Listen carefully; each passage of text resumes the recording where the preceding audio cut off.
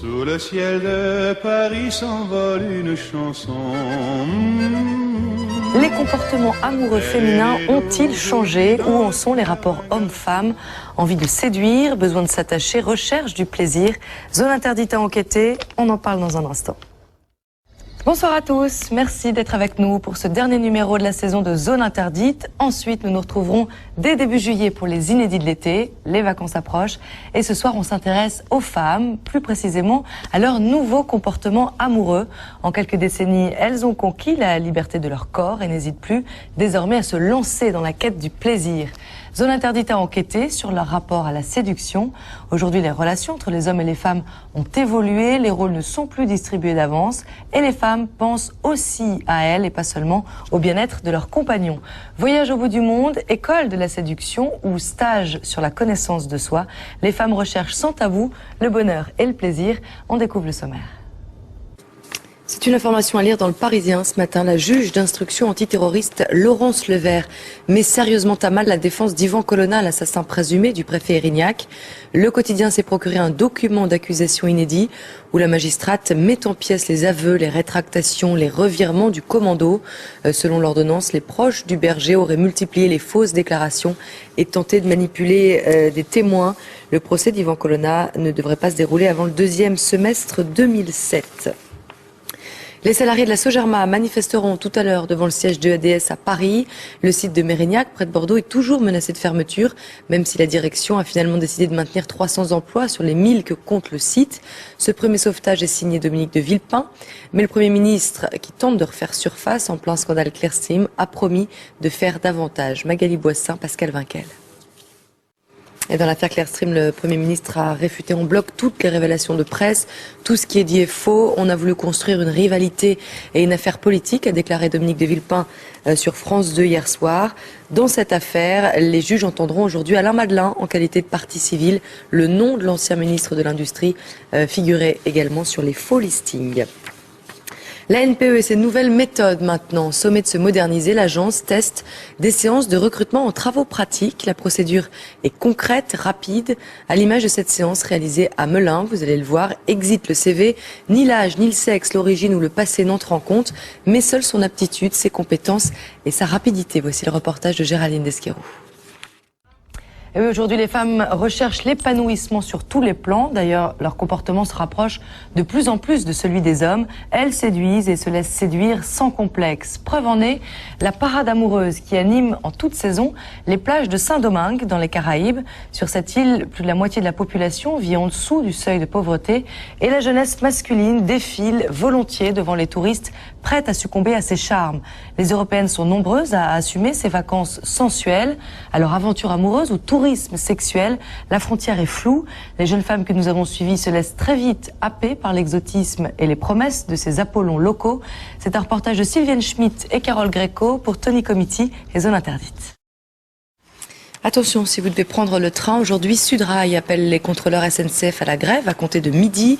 Quelques difficultés sont donc à prévoir en région sur les TER, les TGV et les corails. Le trafic devrait être normal en région parisienne. Les syndicats réclament l'ouverture immédiate de négociations sur les salaires. Un record historique pour l'endettement des ménages en 2005. Selon un rapport publié par la Banque de France, les Français consomment et dépensent de plus en plus. Le taux d'endettement a augmenté de 10,5% contre 9,9% en 2004. Une tendance qui s'explique par la hausse des prêts à l'habitat notamment. Le procès du crash du Mont-Saint-Odile tente toujours d'établir des responsabilités à Colmar depuis 3 semaines. Invité à livrer sa version des faits, l'ancien directeur technique d'Airbus a évoqué une vitesse de descente excessive. Le pilote a-t-il accéléré volontairement ou bien s'est-il trompé dans la manipulation des commandes? Une chose est sûre, les Airbus disposent de nouveaux tableaux de bord depuis la catastrophe. Les explications d'Amandine Bégaud. Voilà, et pour illustrer sa volonté de dialogue, le Premier ministre recevra des jeunes à Matignon cet après-midi. Ce matin, il s'entretiendra d'abord avec des chefs d'entreprise. J'ajoute qu'au siège de la CFDT, les syndicats se réunissent pour préparer de nouvelles actions. Le ministre de l'Intérieur est attendu en Corse. Nicolas Sarkozy doit installer le nouveau préfet de Corse à Ajaccio. Une visite qui survient au lendemain d'un attentat à l'explosif dans le sud de l'île.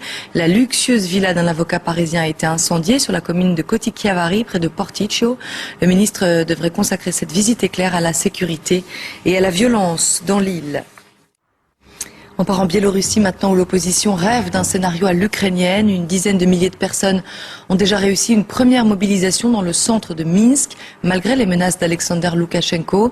Le président autocrate sortant a recueilli plus de 82% des suffrages, mais l'opposition dénonce une fraude flagrante. Emmenée par Alexander Milinkevitch, la foule s'unit pour réclamer de nouvelles élections et la poursuite de la mobilisation. Sylvia Amikone. Les jurés pourraient commencer à délibérer en vue d'un verdict dès la fin de la semaine. Les tensions commerciales entre les deux pays sont vives. C'est dans ce climat qu'Hu Jintao, le président chinois, entame sa première visite officielle aux États-Unis. Pour les Chinois, il s'agit d'une visite d'État. Pour la Maison-Blanche, c'est une visite tout court. Voilà l'ambiance. Il faut dire qu'une partie de l'opinion américaine considère Pékin comme l'ennemi public numéro 1. On retrouve notre correspondant à Washington, Gilles Boulot. Voilà, nous avons retrouvé Angel 6 mois après le tournage. Elle s'est donc mariée, vous l'avez vu, en décembre dernier à Saint-Domingue. Depuis, elle est revenue à Paris. Nous sommes allés lui rendre visite et la regarder. Surprise. Elle est retour en France maintenant où la recherche du plaisir sensuel, sexuel fait également partie des préoccupations des femmes. Si cette quête a toujours existé, aujourd'hui, on en assume davantage la démarche de l'achat d'accessoires érotiques à des stages de découverte de leur corps. Les femmes osent de plus en plus. Nous avons enquêté sur ces nouveaux comportements libérés. Vous allez voir que la recherche de l'épanouissement n'a pas d'âge. Les femmes que nous avons suivies n'hésitent plus à explorer de nouveaux territoires. C'est un reportage un peu coquin. Nous conseillons donc aux enfants de moins de 12 ans d'aller se coucher. Il est signé Ophélie Raduro pour Patrick Spica Productions et Zone Interdite. On en vient maintenant à la courte victoire des indépendantistes monténégrins. Plus de 55,5% des habitants de la petite république montagneuse ont choisi de rétablir l'indépendance. Le Monténégro devient ainsi le dernier bloc yougoslave à rompre avec la Serbie. Pour ses 650 000 habitants, c'est une porte qui s'ouvre vers l'Union européenne. Béatrice Blondeau. Un prêtre comparé devant les assises de Chambéry pour viol et agression sexuelle. L'abbé Pierre Dufour, âgé de 71 ans aujourd'hui, se serait conduit comme un prédateur pendant plus de 40 ans. Ses proies, des enfants de cœur, de jeunes adultes en détresse matérielle ou morale. Beaucoup ont gardé le secret dans la honte. Aujourd'hui, 5 personnes se sont constituées partie civile. Le reportage en Savoie de David Paturel. Voilà, et les Bleus, hier déstabilisés évidemment par cette blessure, ont eu du mal à trouver leur marque. Mais au coup de sifflet final, leurs efforts ont payé. Le bilan de ces 3 matchs de préparation est encourageant. Résumé de la rencontre avec Fabrice David. Des renseignements généraux que l'on va découvrir ensemble font vraiment froid dans le dos. En un an, le nombre de violences avec armes est passé de 385 à 667. Une explosion édifiante. Selon les auteurs, elle relève d'une porosité entre la rue et l'école. Les précisions de Thomas Brender. Voilà, c'est la fin de cette émission. Merci de l'avoir suivi. Merci à Valérie Troisier, Jean-Marie Tricot et Marine Vogel. Dans un instant, ne ratez pas Enquête exclusive consacrée au conflit du Darfour. Comment en est-on arrivé là? C'est la question que Bernard de la Villardière pose ce soir. Il est justement sur ce plateau pour nous parler de cette spéciale. Bonsoir Bernard, et d'abord un grand merci puisque j'ai eu la chance de vous accompagner à la frontière du Tchad et du Soudan.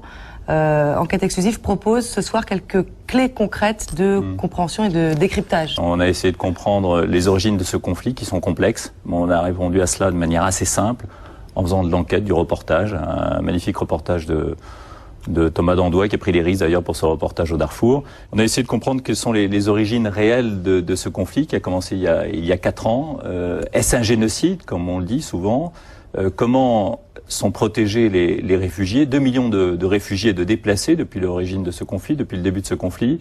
200 000 tués. Qui sont les responsables? Qui sont les coupables? Comment faire en sorte de cesser ce drame permanent? Nous avons été ensemble dans ces camps de réfugiés.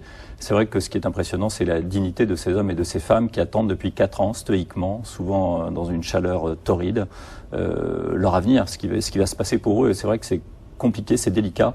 Ce qui est certain, c'est que l'aide alimentaire arrive et que les initiatives récentes, notamment de la diplomatie française, sont heureuses pour faire en sorte que pendant la saison des pluies, eh bien, ces hommes et ces femmes continuent d'être d'être nourris, bien entendu. Saison des pluies qui démarre en ce moment. Donc merci Bernard, on retrouve tout de suite. Quant à Zone Interdite, je vous donne rendez-vous tout l'été dès mercredi 4 juillet depuis la petite île d'Ibiza pour des numéros inédits. Très bonne soirée et merci de votre fidélité. Elle est née d'aujourd'hui dans le cœur d'un garçon. Sous le ciel de Paris marchent les amoureux.